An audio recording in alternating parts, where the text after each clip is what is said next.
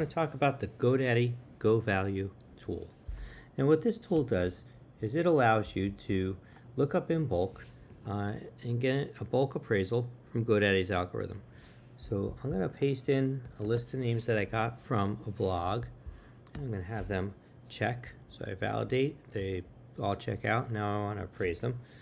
You could use this if you're going to go through your own portfolio, if you have a newsletter that you subscribe to that recommends names, if you wanted to discover like a good idea for renewals or pricing.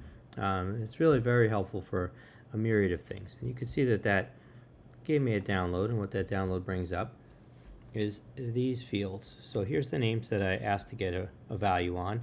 It's going to give me GoDaddy's estimated value, what it thinks it's worth. It's going to give me the wholesale value, which is what do we think this would sell for on an expired auction. And then it's going to give me the list price, which is what do we think an average investor would sell this name at. So you can see there's quite a bit of difference.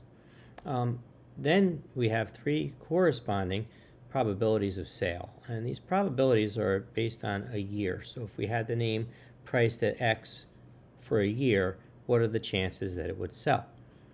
So this is the $500 price point. This is the Go Value price point, which is here, GoDaddy spits out. And this is wholesale, which is what we have here, what we expect it would sell at expired.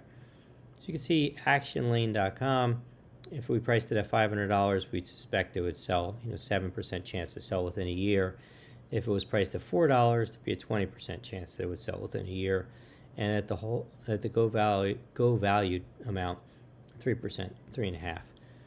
So what this does is it just gives you a lot more data points to consider when you're looking at your name.